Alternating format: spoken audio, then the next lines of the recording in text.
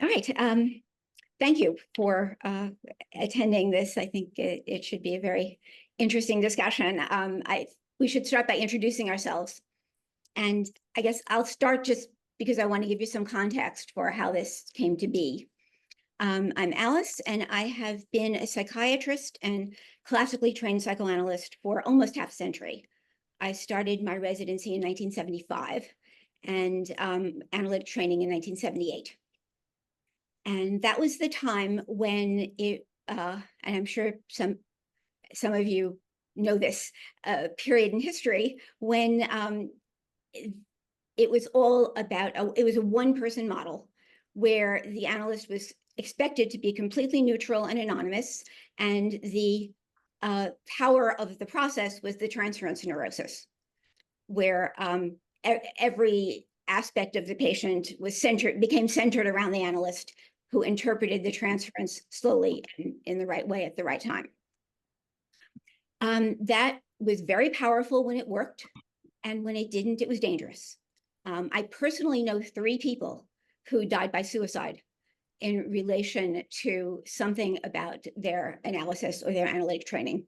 Antidepressants were considered an acting out at the time. I witnessed the transition from the one-person model to the 2-person relational model, which I think worked better. They finally figured out that you can't see someone 5 days a week for 10 years and not have them know who you are.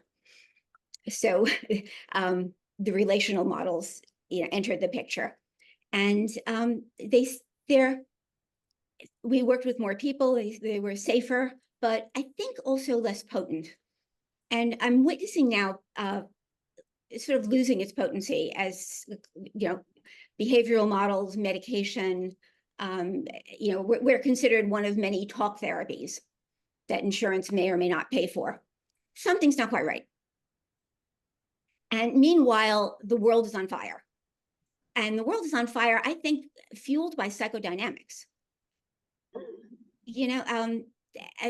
Look around. It's what's going on in our country, what's going on the world stage, who owns the Holy Land. If a patient were dreaming about who owned the Holy Land, you should be fascinated by exploring what that is. But we seem unable to know how to intervene. We can intellectualize, but we can't transform. We throw our theories around and weaponize them. You're one of those, or you must be a narcissist, or you must be defended against, or you must have an identity problem or something. It's not quite right. What I'm hoping to do, and my hypothesis in all of this, is that maybe we're ready for a 3-dimensional model, a model that includes the socio-political world and that addresses difference rather than pathology. So if you're pro-Israeli and you're pro-Palestinian, it doesn't mean one of you needs to go back to your analyst. It means something else. I don't know what it means, though. We don't seem to be able to go there in a useful way. So that's kind of why I'm doing this project, to see if we can talk about how we might transfer what we know about individual practice onto the world stage. Okay, I'm done. Who wants to go next? I'll go next. I'm Sylvia Flesher. I'm a psychiatrist. I also trained at the New York Psychoanalytic Institute too long ago that I want to think and realize. And I moved very gradually towards the relational model. I mean, I think I always was a relational therapist. I don't see patients on the couch. And I'm not sure that I bemoan the diminution of the power of psychoanalysis on the world stage the way you do, Alice. I do think it's very worthwhile to hold on to some of the ideas in psychoanalysis and see if we can possibly generalize it to the bigger picture. I'm skeptical, but I admire your passion, and that's why I signed on for this. I go next. I'm Molly Mann. I'm a psychiatrist, also a child and adolescent psychiatrist and psychoanalyst from a San Francisco Center for Psychoanalysis. I think the timing of it was similar to Alice's timing, psychiatry, psychoanalytic training, and what else? I think the whole theoretical model of the ego psychology, yes, the neutrality and all of what you have described, it was very true. It has it's changing, I think, to some degree, becoming more relational.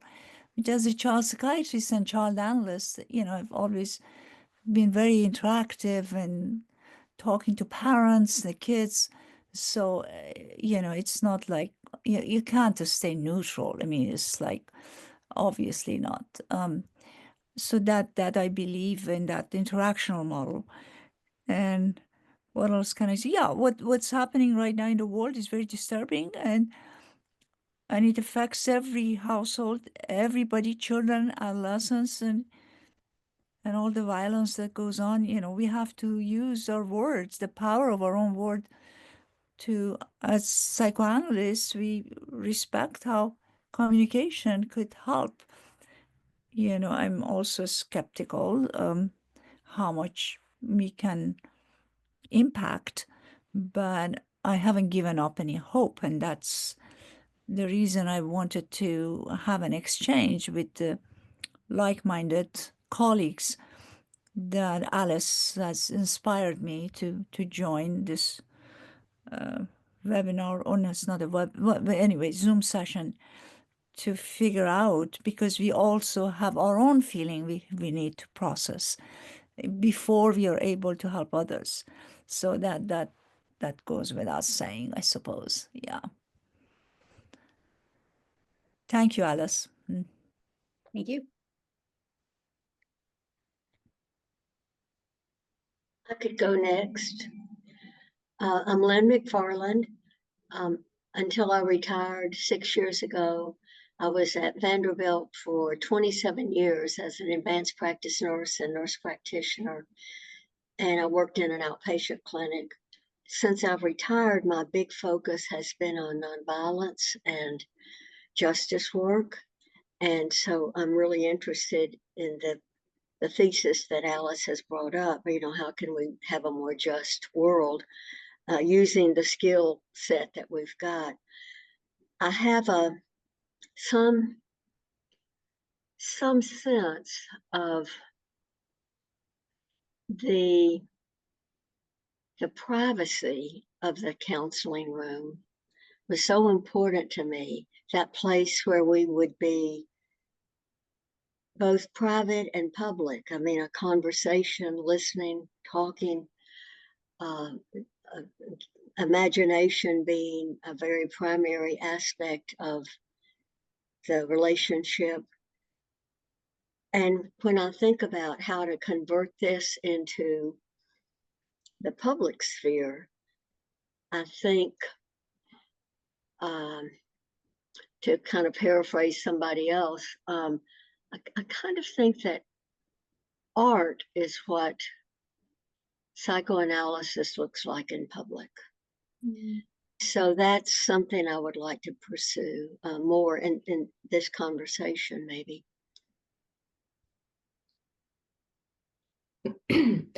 I can introduce myself. I'm Katrina Taylor. I'm a licensed marriage and family therapist in Austin, Texas.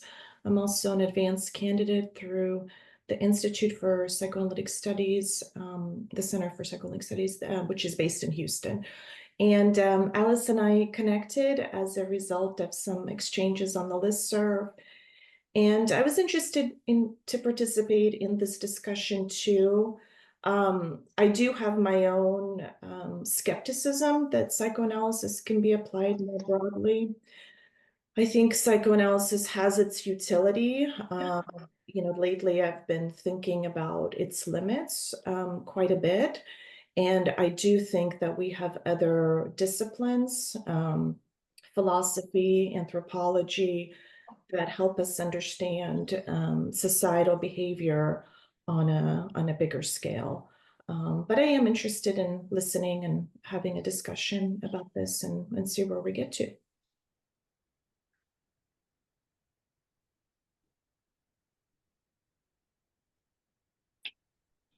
can go next. I'm Jane Hassinger. I live most of the time in Ann Arbor, Michigan, where I was on the faculty in social work and psychology and women's studies for a number of years. Now retired from that. I like to say that my psychoanalytic education began as an undergraduate and distinguish that from training, but it's certainly part of my training. I had a very good fortune of being at a university that had a strong presence of psychoanalysis, but in a particular way, not only in the clinical sense, but Michigan had a group relations, group dynamics study group that was formed by the same folks, the refugees from Europe who came to this country, and from the Tavistock tradition and the what's the place in Germany? It'll come to me anyway.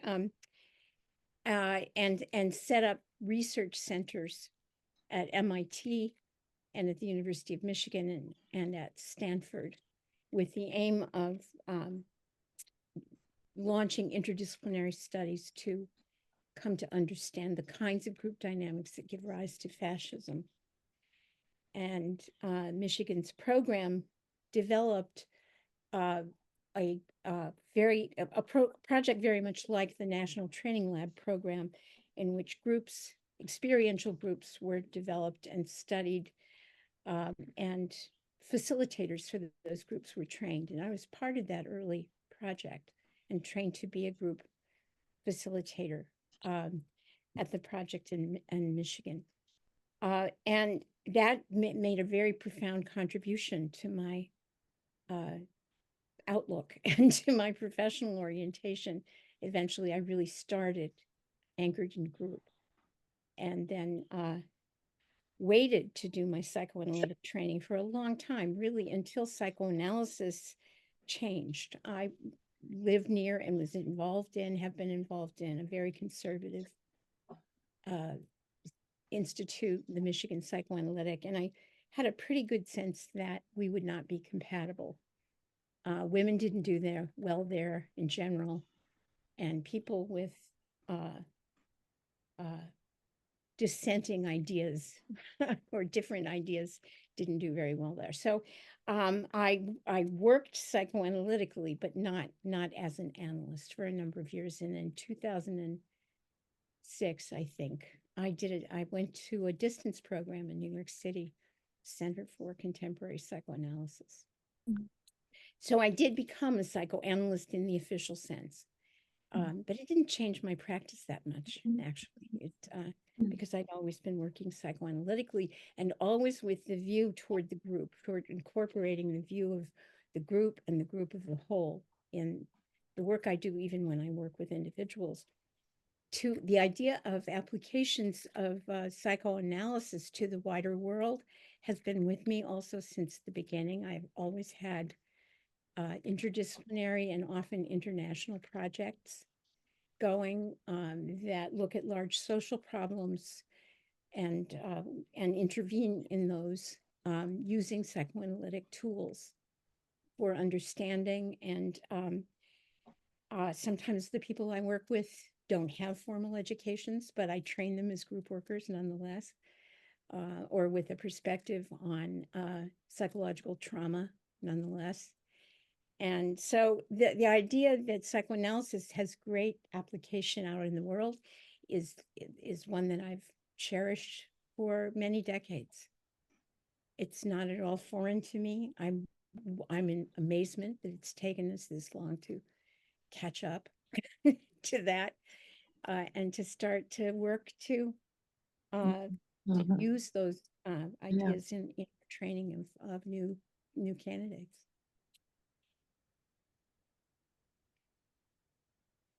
My name's Elisa Chang.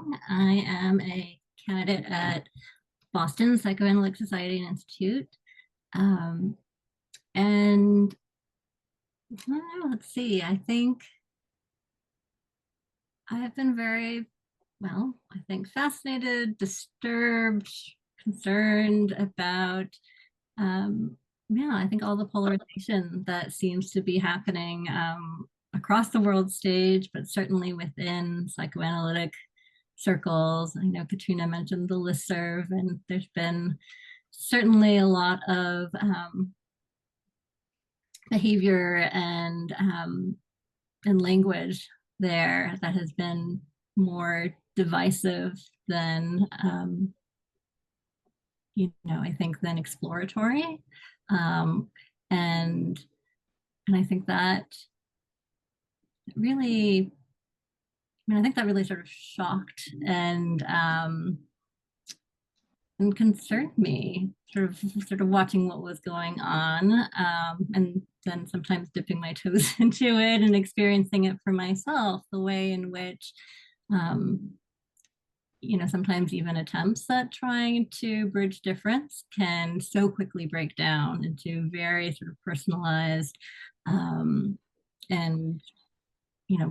seemingly non-analytic stances, and so I think group dynamics isn't that frequently taught within psychoanalytic training. I think that's still the case, even if some places are recognizing its potential and its importance, because we interact in so many ways in so many groups through training for certain, but also in our committees and our communities and the rest. And so, yeah, I think I was intrigued about this challenge of how can we talk across difference?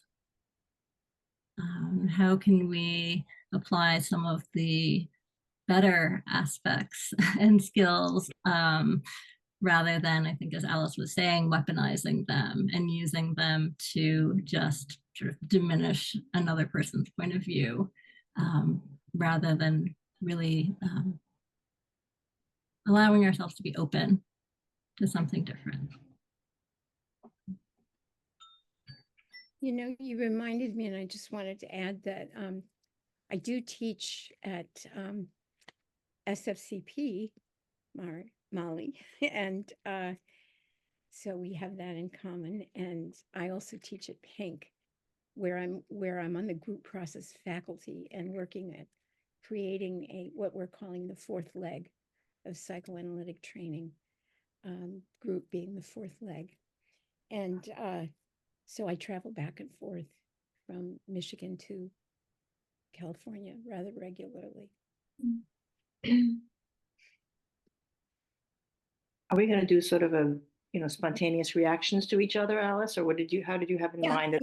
Sure, I think so. It's just free associate and see where it goes. Well, I just want to respond to Jane, which is that I have also felt that group has been a very important part of my experience, process group as a resident, and then running a couple of groups in my practice. And I actually decided, unlike you, I think I went for analytic training way too early. I think I would have been better off being a more developed person when I underwent my analysis.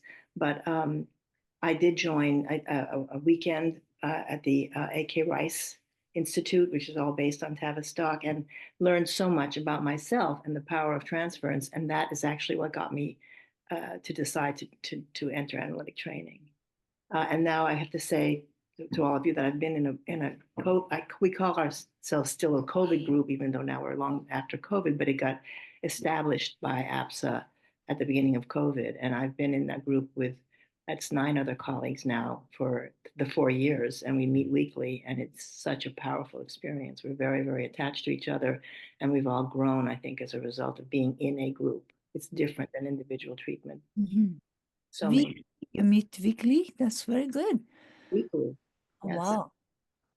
I'm also in such a group, but it's once a month. That I find that helpful. Yes. But I think weekly, that shows that you're very bonded and it's going strong. Wonderful.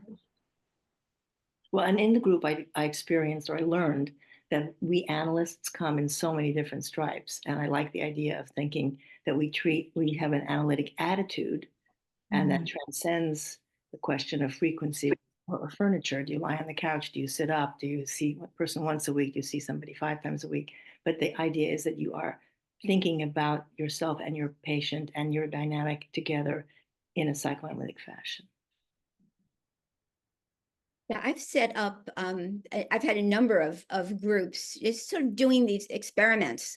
And I think, I mean, my theory is that the internet has become the next generation of blank screen, and it brings aggression to the surface because we can dehumanize people on the other side of the world who are, you know, putting words on a page.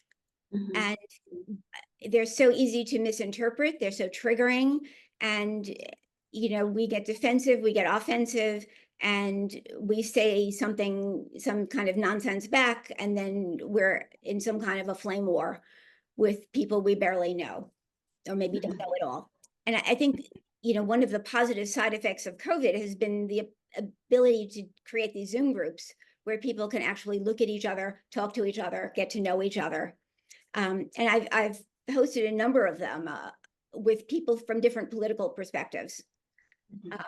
And it's been lovely to see how they just looking at each other and talking to each other and laughing with each other makes a big difference. Right. You know, you're not this, you know, evil white supremacist Nazi lowlife if you happen to support Trump, you know, or vice versa. You're this interesting person who has a perspective that comes from somewhere, and you know, you own it. It's authentic. I think of thinking style differences as kind of the new prejudice. People, we have to be so careful that we have to use the right pronouns and, you know, don't be racist, don't be anti-Semitic, don't be Islamophobic, don't be, but if you're a member of the other party, I can call you anything I want. All it is that you have a different lived experience, a different thinking style. Maybe one person's more concrete, one is more abstract, one is more, it just, one grew up on a farm, one grew up in a city. We're just different. But when we come into this head-on collision, we start to accuse each other of all sorts of crimes against humanity. And then, you know, the people who want to, you know, represent those one-sided perspectives rise to the top. And we have very compromised, you know, elections and one war after another. So one thing I think is important is that we just come together and get to know with our patients. You know, you get to know someone. It doesn't matter if they're psychotic or if they're personality disordered or traumatized.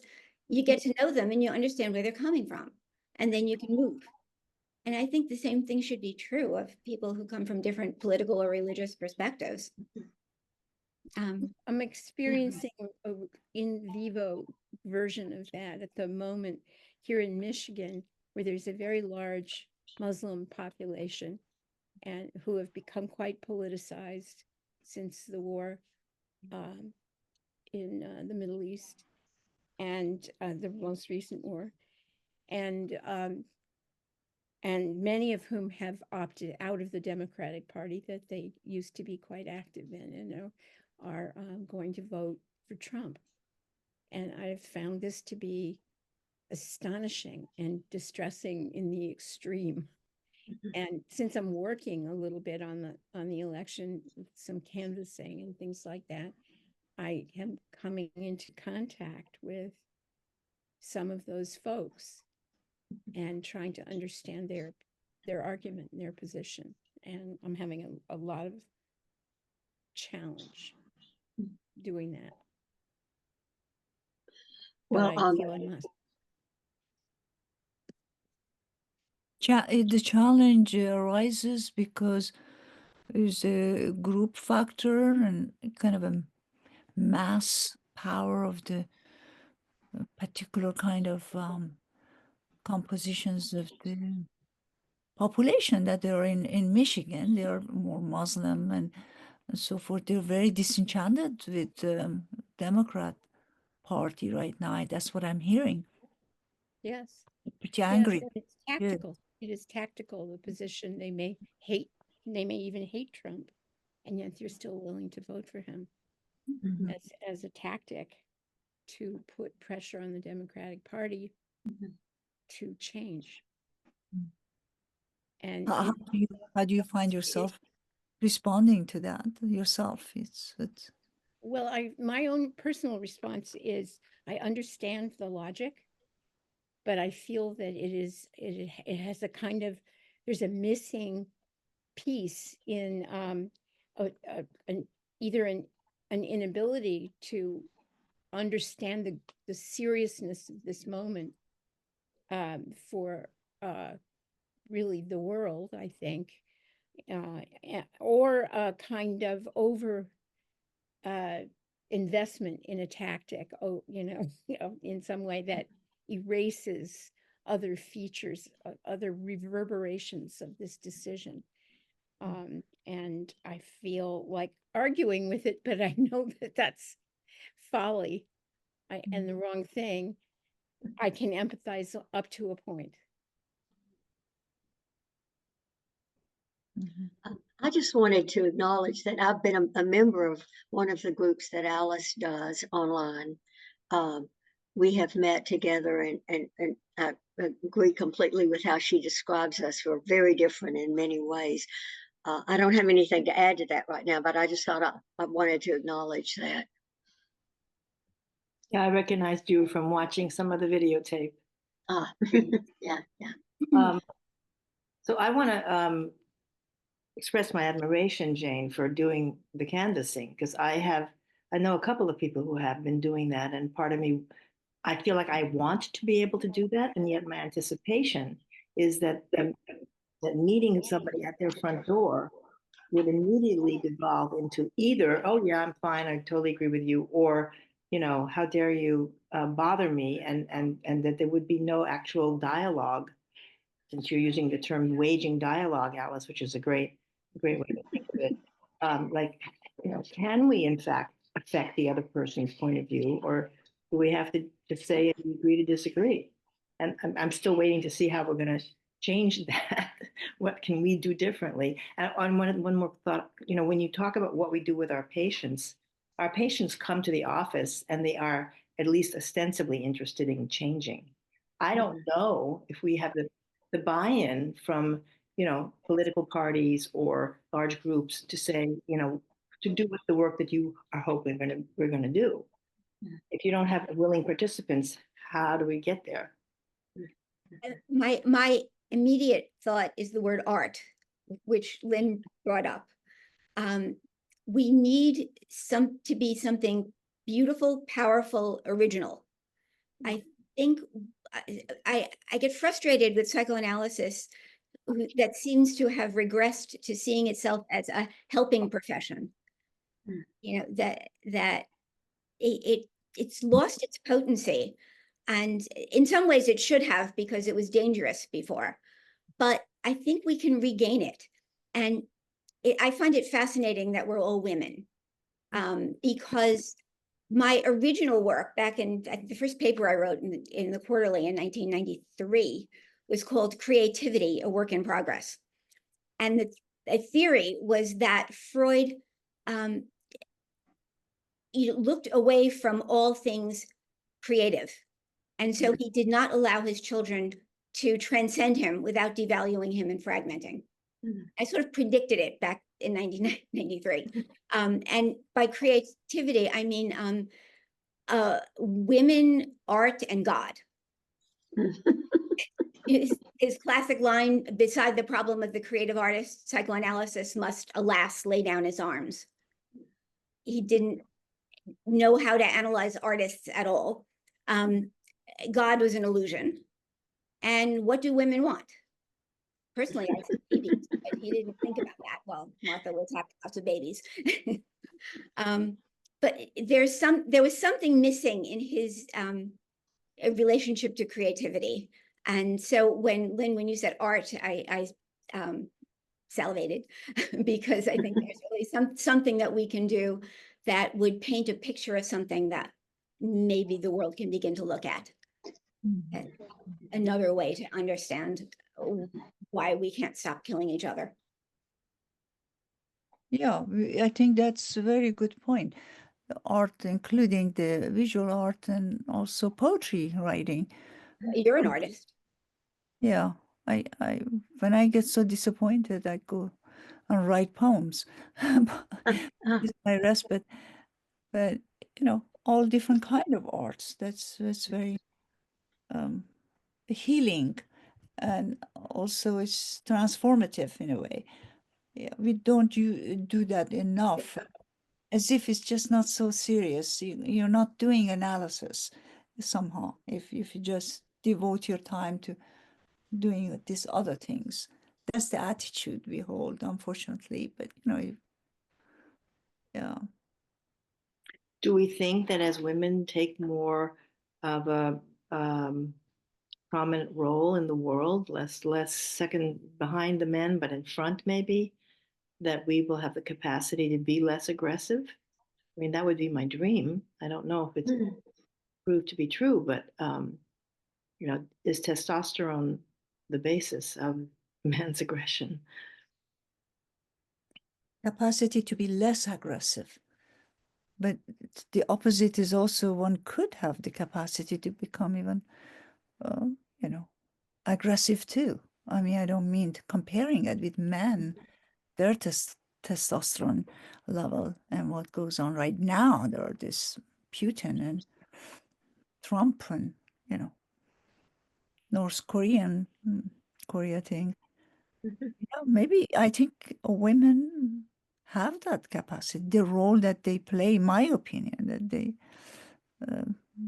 they're problem solver, I think. And And also, there's something that we do on the couch that I think we can do in other arenas, and that is, it's a two-way ability to listen to what the other person is thinking, even if it's hurtful, offensive, appalling.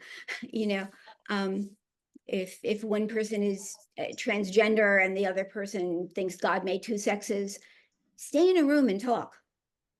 You don't have to agree. You don't have to, get angry and offended. You can just get to know the other person and how they got to be that way.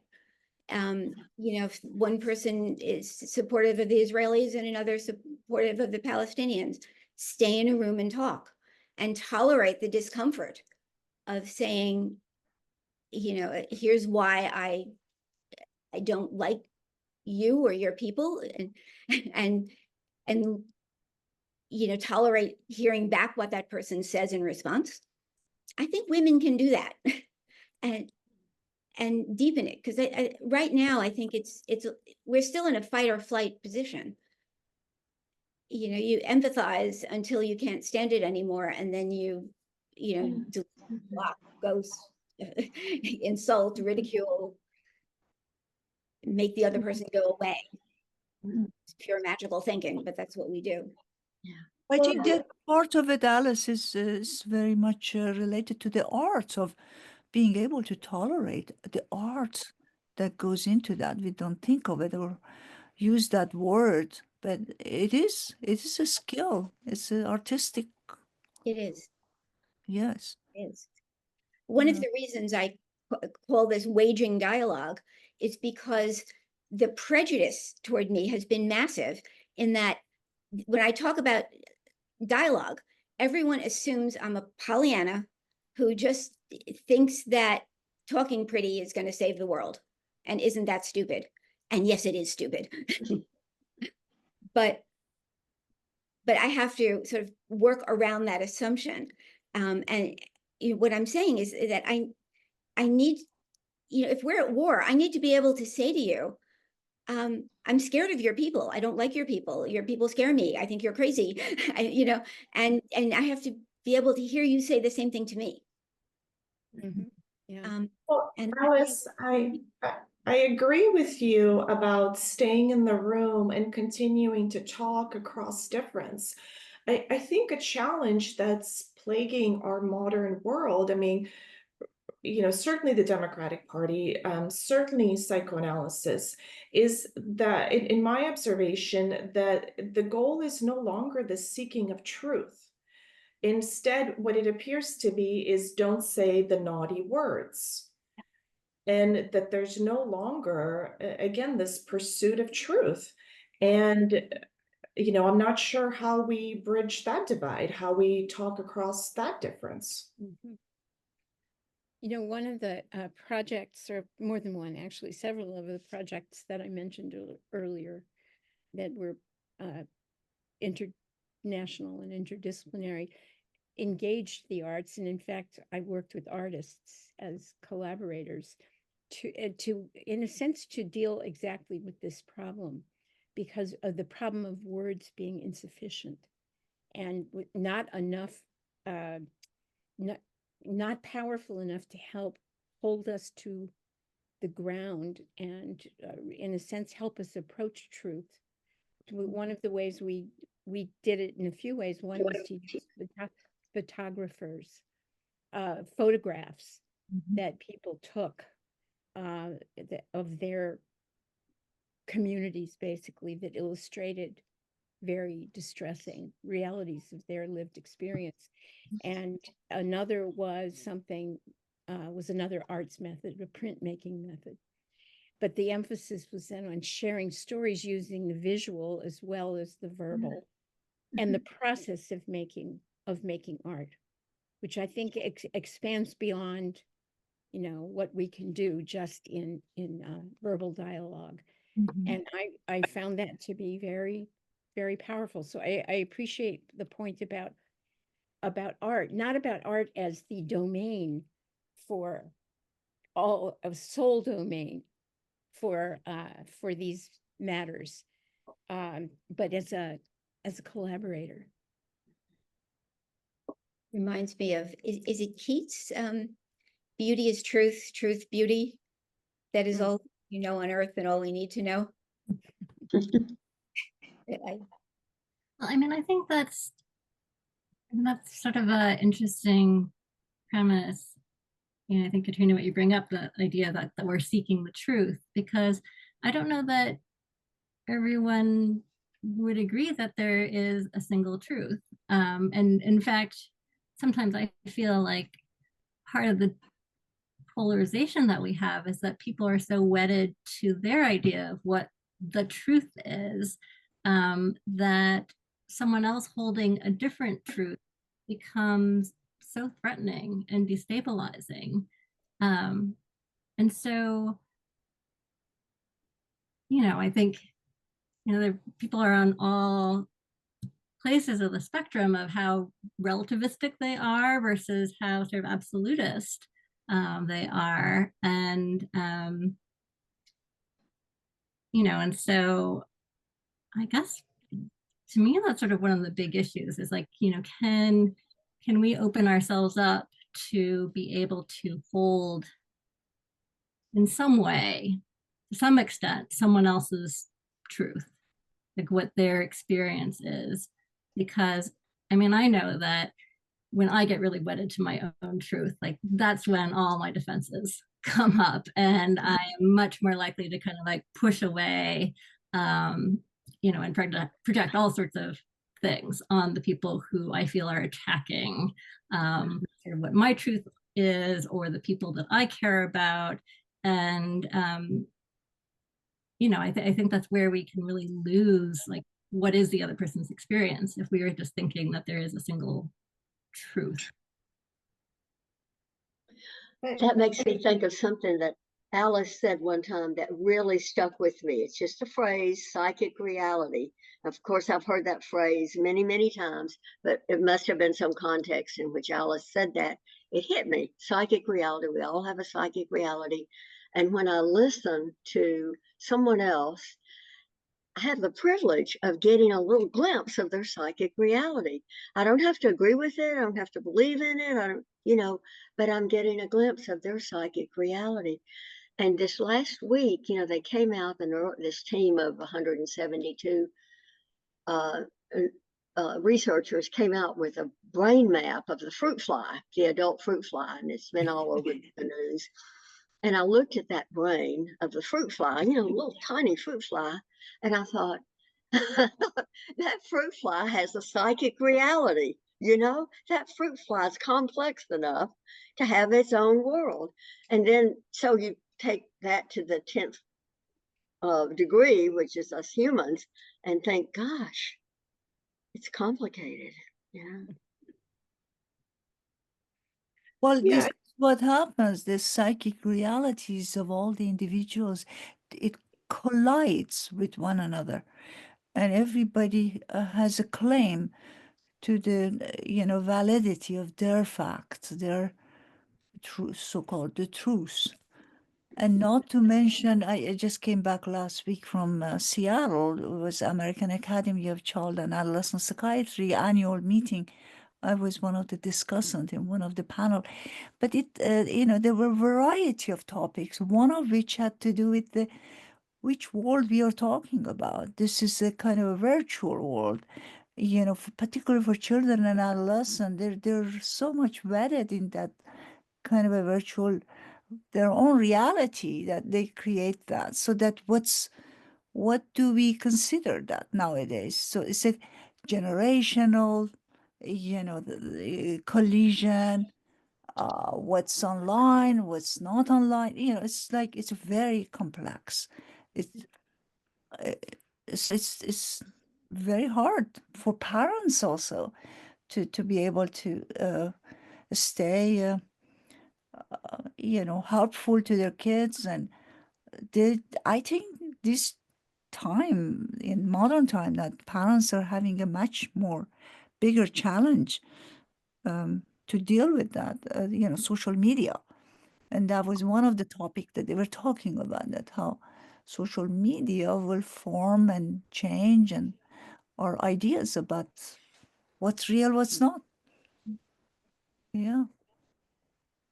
well, I appreciate these points about psychic truths and, what you said, Elisa.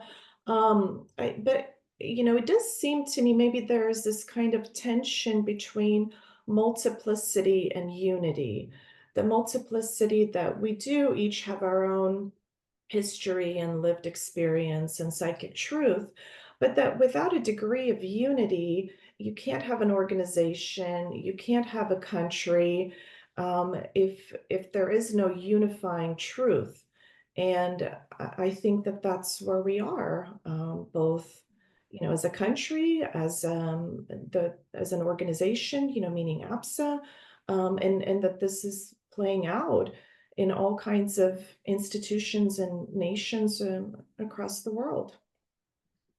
Katrina, I think I agree with you instinctively, and yet I think about the things, what are those unifying truths? And that a lot of them are myths. And almost by definition, myth is, a fantastical story, to some degree. And others of them are beliefs that are codified into laws, for example, or constitutions, things of that sort. Those are human made, and so it does hold open that tension about what is truth, but lived experience, hopefully with some uh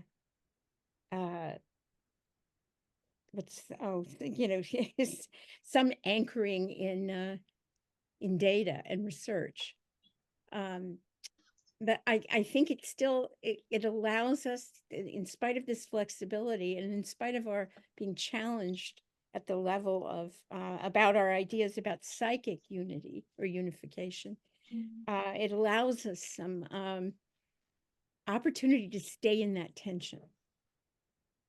And maybe, I don't know what we'd call it, and still protect some of what we value so much about the idea of truth. I don't want to give that up. But it certainly is challenged, I think. Yeah, I think it's possible to search for the truth in everything, a type of truth, the way we would with our patients. Mhm. A symptom has meaning, even if it's crazy. Mhm. You know, I think of Trump as a work of art, as a symptom. There's something about him that is odd and compelling and bizarrely truthful. When he said he could shoot someone on Fifth Avenue and not lose any votes, he was right. You know, he knew something about himself that he could say and do the most outlandish things and not lose his supporters. There's a truth in there. That doesn't mean I want to vote for him, but I don't want to dismiss him as somebody who's just like some random nut job. There's meaning in there. And But you know, meaning and truth are not the same thing, Alice. well, They're related. they're related. They're related. Yeah. I don't know that I have a definition of truth, except, you know, in analysis, you find different meanings, you know, analyze paradoxes and conflicts and different sets of feelings. Eventually, a kind of truth or an identity emerges, something that feels right. And then it's time to let go and go off and be who you're meant to be. And there's a feeling that the patient is out to be who they're meant to be.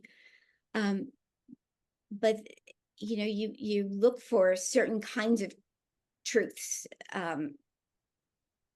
Well, that's what we are doing. That's our profession as psychoanalysis, is seeking truth, finding the truth, where to look for the truth. The whole thing is just a big, long process. You know, what brand of truth we are talking about? What, whose truth is that?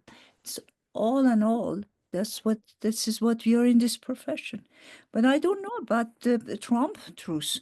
I think Trump is a whole different breeding. It's, you know, truly, I think it has this appealing to people who are longing to be omnipotent. And he gives that image of a man who is, you know, totally massively omnipotent. He can do anything, whatever he wants. So there are people who buy into that. They wish they could also be part of it. This sort of like by affiliation, they want to feel like they too are feeling powerful, like Trump does. Yeah, this is what is going on. It's very scary, what's happening right now. And, you know, we all have to live with our own anxiety, election anxiety, climate anxiety, and whatnot, war anxiety, series of all of that. But at the same time, I find myself feeling helpless when it comes to political issues. You know, it's hardly I can do anything. What can I do besides my one vote that I have to give?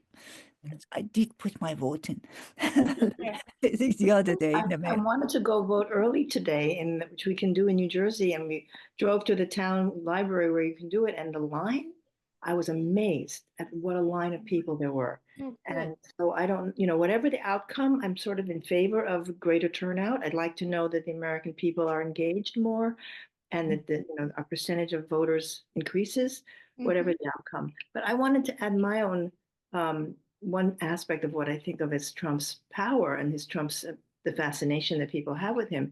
It is precisely his inability to feel shame. The fact that he appears, you know, to say anything he can say. And I think you wrote that about in one of your emails about he says the ugly things out loud or something like that. You said, you know, so I've heard that in the media a lot, that he says the quiet parts out loud. that's out loud, right? So I think one of the things that the liberals and the Democrats have done is create a sense of shaming people. If you don't feel this way, if you don't agree with me, if you're not progressive, if you're not a liberal, then you're a racist, then you're an anti-Semite, then you're an Islamophobe, you know, then you're a Neanderthal, whatever. And I think that the reaction, and of course, Hillary Clinton's, you know, terrible, deplorable word, deplorable, right? You know, because it creates a sense of condescension, and you know, I know better than you, and so the reaction against the sense of shame, who are you to shame us, is what I think Trump embodies and makes people feel like, yes, he's our guy. Yeah. Well, taboos, yeah, are all about shame, rely on shame and need shame to be effective. And he walks right over them uh, with ease. You know, I think it was you, Molly, is it Molly? Yes, And and Mali. Molly, Like that Stan. said about where do we look for truth? I think that's really important, particularly with respect to psychoanalysis, because it's you know, the critique it's been experiencing is all about where, you know, what you consider as truth is existing within the pre-established boundaries, you know, the structure of the mind, let's say, you know, Freud's tripartite model, you know, the structures that organize how we think um, operate as the boundaries outside of which we don't go, outside of which truth doesn't exist. But we know we've missed so much because of that. You know, we don't look for truth outside of those boundaries, and we have the opportunity to, but it's going to unsettle us extremely for a while and create feelings that we have to interrogate in ourselves. I think that like a feeling of destabilization in ourselves, or I'll say in myself, doesn't mean that something's wrong. You know, although that may be my first reaction, you know, it may mean that something new is happening or something new is being introduced to me. And there's a lot of reluctance in our professional associations around these issues. I mean, we saw that acted out on the listserv in a horrific way. And people got destructive, I think, because they couldn't tolerate the uneasiness inside themselves about their boundaries being transgressed. What do we do about that? How do we help each other with that? You know, like to be able to say, I feel my boundaries are being transgressed, takes courage to say that, because it means, you know, I'm not sure I'm part of, you know, I want to go where the group is going, or that I can go where the group is going.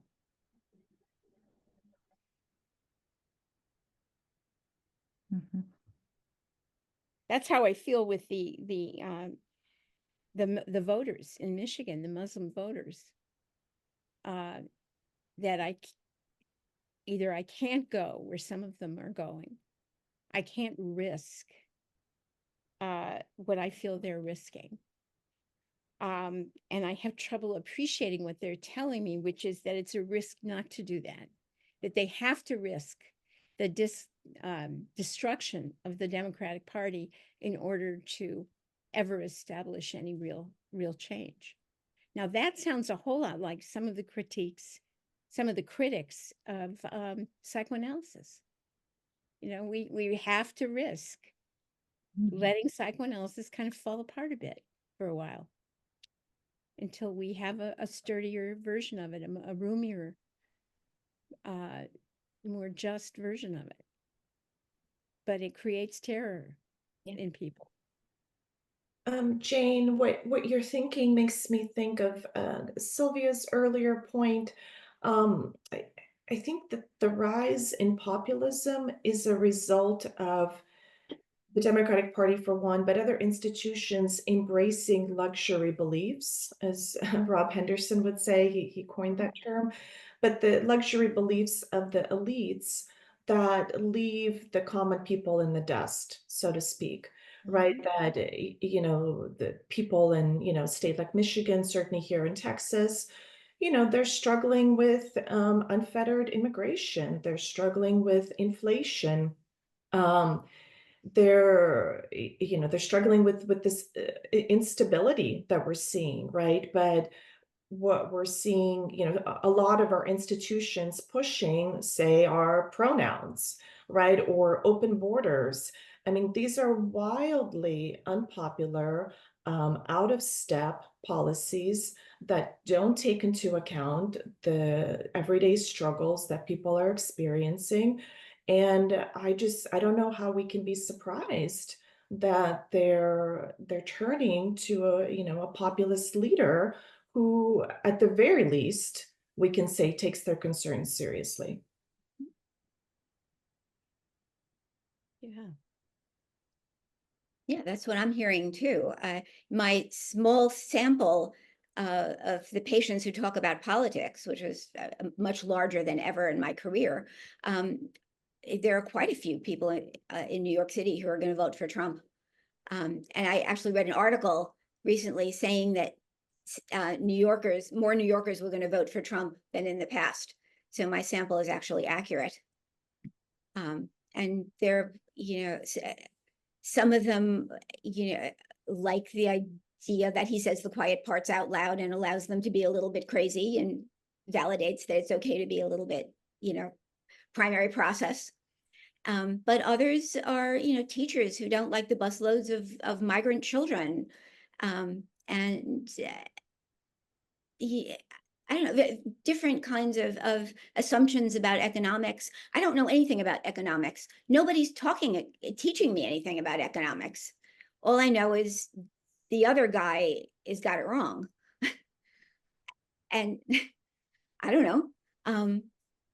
So there's something wrong, but I think we're so polarized that we can't look at a problem from a left eye and a right eye, where yes, we need immigrants, but too many who are a burden on our society and break the laws are a problem.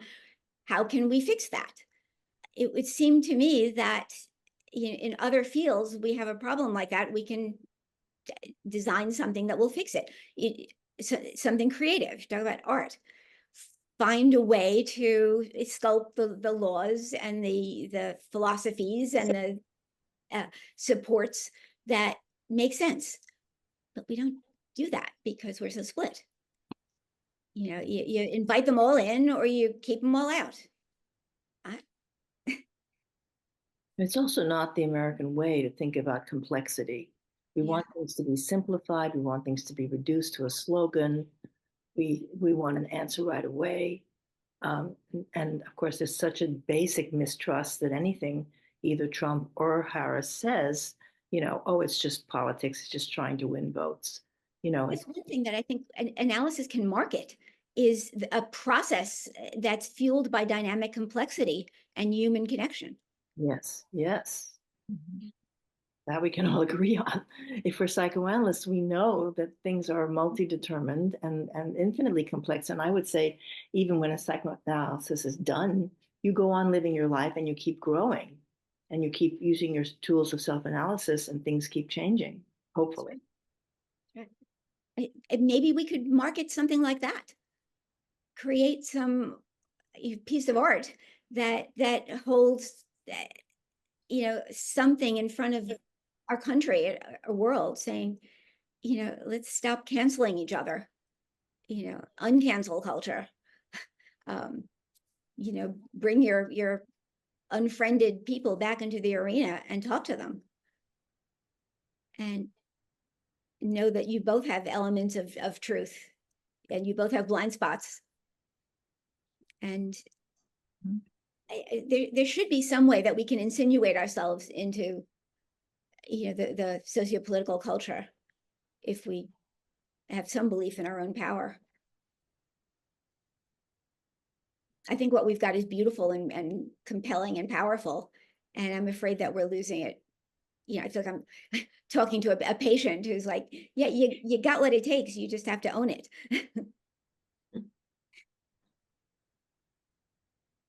I think it's true that, like, in this era where things get reduced to sound bites, like the limit of TikTok or Twitter or the rest, complexity really does go out the window. And I think that there is a real appeal, in the sort of simplicity, right? Because it eliminates that sense of uncertainty. And, you know, I think this is sort of one of the issues in how things get so polarized. It's sort of like everything is so either or, and one thing negates the other. And so I think even in sort of framing things as, you know, trying to promote things around critical race theory or gender identity means ignoring financial difficulties for the rest. I think, you know, I think it leads to, I guess, that sort of state of, you know, kind of maybe more that sort of schizoid, like paranoid position of, you know, of threat, you know, because I sort of think, you know, what may feel like luxury beliefs to some, for others, you know, it's a very sort of, it's just like a threat to their own existence, of that kind of recognition to them, which does not feel like a luxury at all, or feels like, you know, it's a threat to returning, let's say, with anti-Semitism or with racism, to a time in history in which, you know, in fact, those things were a matter of life or death. And so, you know, I think it just becomes so hard to hold the both end, and to be able to sort of respect, you know, what might not feel important perhaps to one of us might in fact feel vitally important and crucial to another. Yeah, that's a good point. You know, I often think about how can we help each other, let alone our parents, our patients, interesting slip, tolerate existential anxiety and move through it, as opposed to away from it, because it's going to be, I think it's going to be around a lot, you know, in these times. And and how can we affirm it? It's not crazy. How do you do it in your practice? You know, I find myself using breathing techniques, helping people regain a sense of living in their body in very fundamental way, and keep talking through that if possible. But I don't have a fail-safe approach. I'm not very amenable to pharmaceutical approaches, because some part of this existential anxiety, I think, is necessary. How about So you, then- Katrina? What do you do in your practice to help people deal with their existential anxiety that, you know, about to blow up? Well, you know, this may be a very provocative statement, which I may be known for some of those, but I think we've become soft as a civilization. You know, in the West, we're not directly responsible for our own food production anymore. We're isolated from the land. You know, we have the conveniences of electricity and, and high level technology. And I think that there's this kind of fundamental malaise, this real spiritual crisis. And I see that, people around me certainly have seen it in myself, see it in my patients. And, I don't know that I have a sort of stepwise, this is what I do. But recently I find myself talking to people about spirituality a lot. And I ask, what spiritual traditions they grew up with, what is available to them in their life now. I'm actually, I'll share this about myself. I'm in the process of becoming Catholic. So I returned to I grew up with Christianity, with Protestantism, but I'm becoming Catholic now, going through that process. So I've returned to Christianity because I see something in it that is the truth, right? To that earlier point, it is the way, the truth, the life. It does provide a structure. It does provide a moral framework. But, I work with patients who are interested in say Buddhism, or other, spiritualities. I think at the very least, a connection to nature, kind of shut down the devices for a while, get out into nature, go for a hike, go ride a horse, have that real, maybe to your point, Jane, just have a real embodied experience, start a garden. I'm a big gardener myself, and there's a lot to be said for digging in the dirt and seeing the products of your own labor. I think too, music can supply some of that. Yeah, both agreed. As a listener and a participant, because it takes one out of oneself and into connection with others in the world. Yeah. I want to go, first I want to say everybody's making such great points. I want to definitely emphasize that, Alyssa, I thought what you said was very beautiful, and it made me think of, if we're going to try to say what can psychoanalysis offer the world, I think that understanding of that oscillation between the depressive position and the paranoid schizoid position is something I try to tell my patients at some point in all treatments. I try to explain to them that that seems to be something that is a way of thinking about how we, all humans, are vulnerable to that. And when if you accept that idea and you start to pay attention to yourself, you can say, oh, there I am. I'm slipping into that person's wrong, and how idiot he is, and how could he do this to me? And I'm all puffed up with anger and self-righteousness, and how much harder it is to remain in the depressive position of humility, of saying we're all in this together, of saying that life is short and ends, it's finite. There's limits to time and money and life. I find that to be a useful, and of course, spirituality does help us. I'm an atheist, but I belong to a Jewish temple, and I feel that Judaism is a home for me, creates a space for me that makes me feel connected to others, and helps bear the trauma of the Holocaust that my father lost his whole family. And I definitely, I experienced intergenerational transmission of trauma. But I think but that's where psychoanalysis does have these ideas that if we can convey them in a way that feels accessible to people, then we do have something important to offer. And one more thing I'll say is that I remember, I think it was Herb Schlesinger gave us a talk at the New York Psychoanalytic years ago. And he said psychoanalysis fundamentally is the art of putting and instead of or. Art of what? Could you I repeat? love it. So when something, it's not this or that, it's this and that. Mhm. Good point. Yeah. I have to say, religion has fascinated me from my entire life. I was raised Catholic, and then I transitioned to a world full of male Jewish atheists.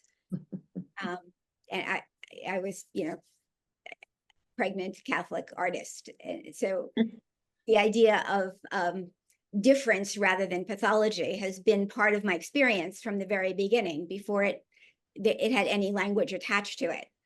Like I could tell there was something wonderful in this model, but also something not quite right. And, eventually my theories of creativity arose from that. Woman, art, and God was like missing. Luckily, my analyst kind of would, nod his head when I would talk like that. So it kind of gave me license to do that. But then after a while, I developed this theory that Jesus was actually the perfect analyst, the classical analyst, before he met Freud. This basically, take this for what it's worth. He walked into the Roman Jewish world and basically made an interpretation, like, stop counting your money and be nice to the poor people and the lepers. And what he got was a transference resistance. So that half the population idealized him and called him God, and the other half wanted him dead. That's what happens when we say things that people don't want to hear. They will, either say, oh, you're such a wonderful analyst, and hope you won't notice that they're not paying attention to what you just said, or they'll quit and not pay you and give you bad reviews on Rate Your Doctor. So I guess I'm suggesting is that there's different kinds of truth if we look for it. That it doesn't have to be my religion is right and yours is wrong, or a religion is stupid. It can be, there's all sorts of meanings that we can find if we explore in these kinds of ways. And, you know, maybe there's some truth in it, maybe not, but there's new ways of looking at, you know, what's going on in society that we can do without judgment and blame and criticism and pathologizing. I wish I could I find just, it. I'm sorry, Alice, I just want to say, I really resonate with that. What you said, that Jesus is the original analyst. I think that's so on point, and it makes me think of Ogden's article on 3 forms of thinking, where he just to illustrate transformative thinking, he discusses the passage from the Bible where Jesus says to the woman who's committed adultery, "Go forth and sin no more." And then he tells the onlookers who are ready to stone her, "Those of you without sin, cast the first stone."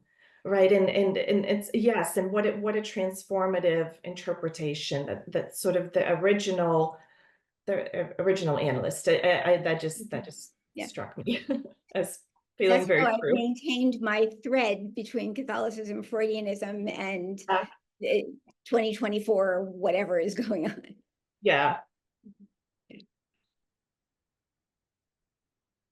What I was going to say is with Sylvia, when you mentioned being an atheist, but taking comfort being a member of a synagogue, you know, I'm not Jewish, but I feel I'm Jewish because I was married to a Jew for many, many years. He died several months ago. And when the Jewish holidays came, he too was an atheist, but very Jewish. And we celebrated all the holidays. And when the recent holidays approached, I felt just such desolation. Oh, Sorry for your loss, Jane. sorry. It's tough. I wish I could find that space of comfort. Yeah. I lost my spouse 4 years ago, so I'm still grieving. It's very hard, very difficult.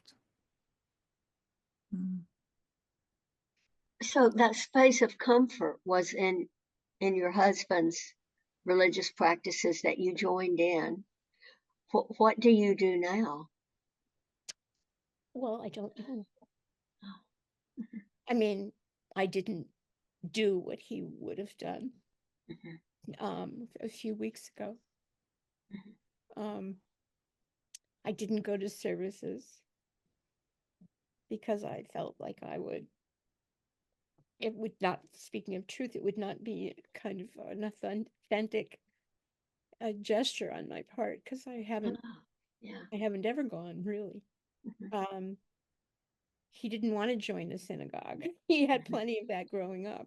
Yeah. And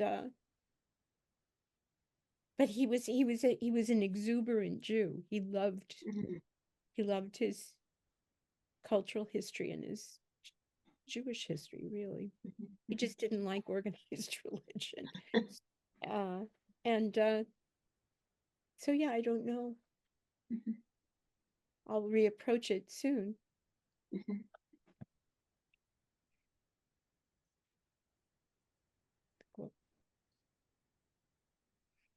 Well, that strikes me as just so much like what we're talking about writ large in our country right now. I mean, you're living it at a personal level, but many of us, like Katrina said, yeah, I was a Protestant and now I'm doing something else. I'm trying to find something else.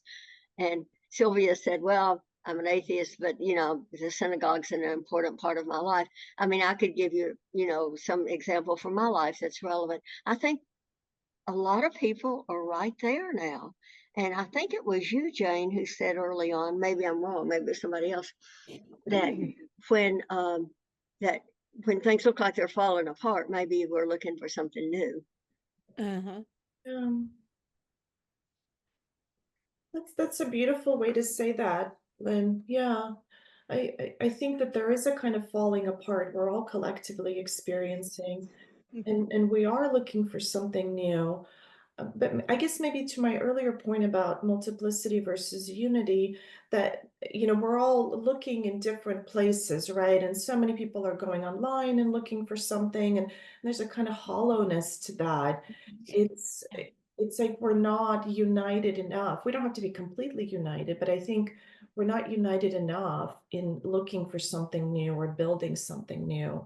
There's not a coherence. That's my sense anyway. Actually, people talked about how we used to have 3 networks, and Yeah. you go to work and you say, "Oh, did you see Bonanza last night?" Or I don't know, All in the Family. I mean, a lot of people would be watching the same art, if you will. Television is a form of art.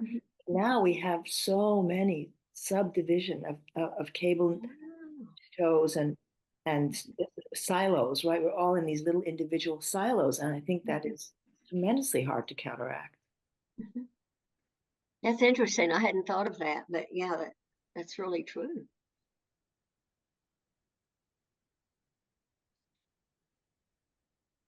Katrina, I mean, I'm so struck by your idea of needing a kind of coherence and like building something.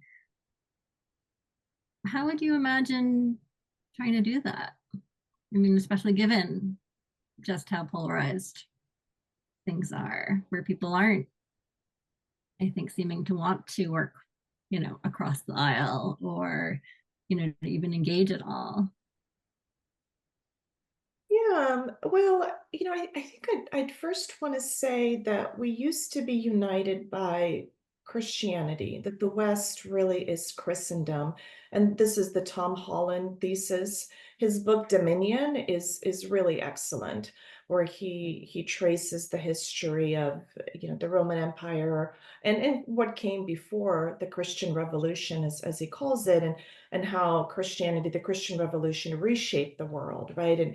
And we're all inheritors of that. Even the idea of human rights comes from Christianity, from Imago Dei, made in the image of God.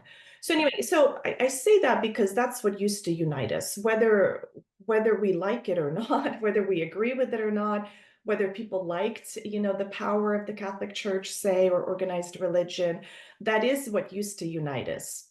And it is accurate to say we live in a post-Christian world, that's been crumbling for some time. And we're probably, I mean, I think C.S. Lewis, writing in the, around the war, it's World War II, right? It already seemed like a post-Christian, very secular kind of world, right? So we're kind of 100 years out, almost 100 years. And I think we're seeing the consequences of that shattering, the consequences of losing Christianity and the moral order that came with that. So I think to answer your question, I don't think we can build I think something new, the seeds of something new is emerging, but I think things have to fall apart further. I mean, maybe this is, I do tend towards,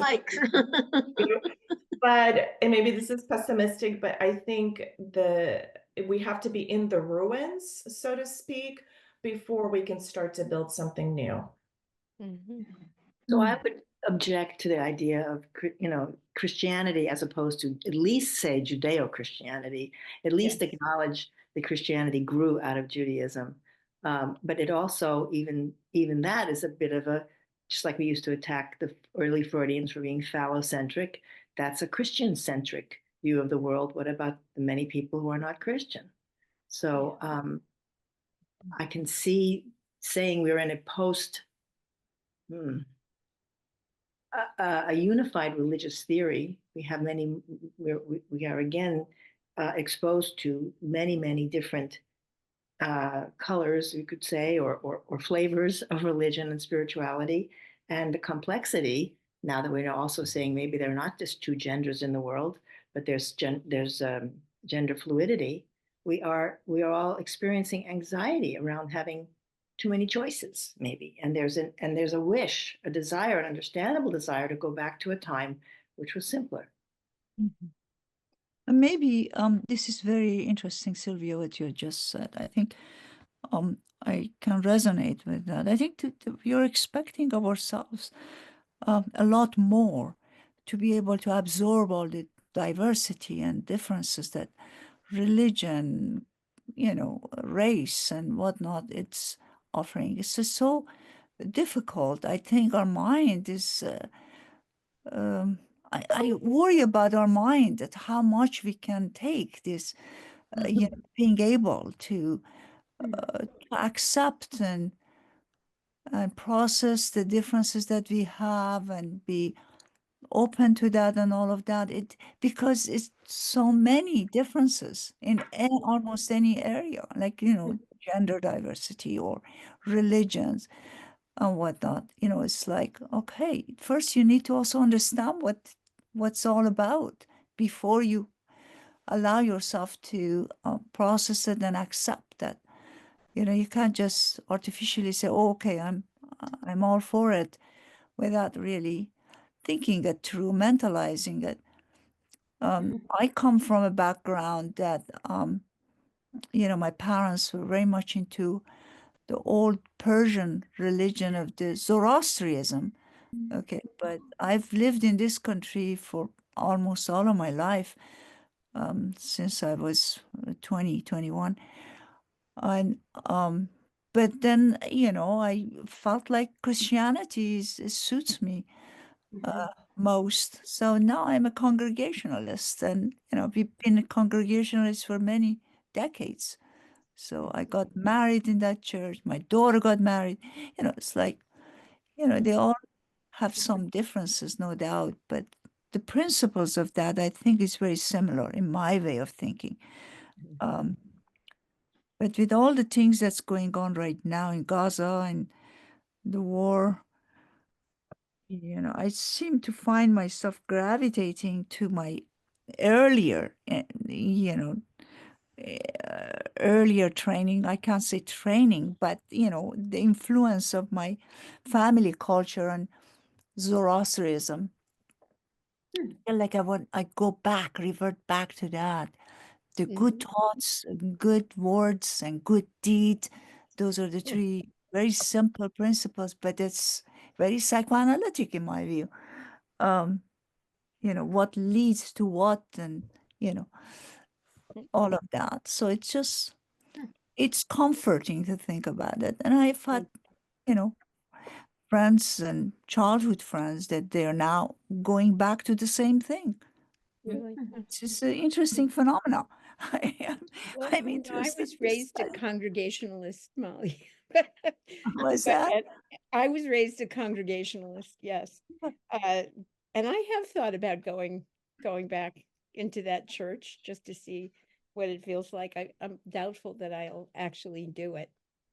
But I think you make a lovely point. Your earlier question, though, is how much can we tolerate, really? There's so much pressure to expand, to accept, to add, to destroy. And I think about what you said, Katrina, that we've been, what did you say, where we've been too babying ourselves. We've become too soft. Yeah, I kind of believe that. I think we can take more. Yeah. And that, if there's any impatience that I regularly experience with people, it's that they're too precious with themselves. And I mean, I have my own psychoanalytic history for that rigidity in me, but it makes me angry, because I feel like we're missing out, and that we can take more, and that we can help each other take more. Absolutely. And that if we come to understand what stress and dangerous levels of stress look like, we can help each other become more pliable and less brittle. Matt and I have been talking about, okay, I'm talking about seducing Elon Musk or Bill Gates or something to help develop an app that I picture as a cross between almost like a church-like thing where people can go to meet people who are different from themselves and engage in dialogues. And, you know, in my imagination, it's a cross between a dating app, a therapy app, and a game where you meet people who are different from you, and you can meet dozens of them, or you can deepen a relationship with one or two people. And the people who are good at it can move on to larger groups and actually try to solve problems together. Political problems, religious problems, you know, something analytic game-like, you know, solve the Middle East, you know. Interesting. You know, not real. Yeah, you get a real estate person, you get a political person, you get a history person, you get a psychoanalyst, and you play the game. I'm laughing, but something like that, where people can actually come together to be human rather than create avatars and kill each other. Please don't go to Musk. Do you know any nice rich guys? There are several more that I could think of that before I go to Musk. I'll ask you. Did we ever settle on what the end time was going to be for this meeting? It's going to be 5 o'clock. Oh, I was afraid. Okay. Yeah. 2 minutes from now. So any closing thoughts? What would you like to do from here?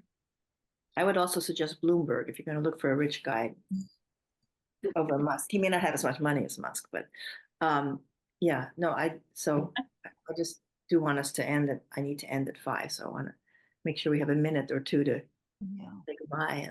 And Last closing thoughts, anyone? Yeah.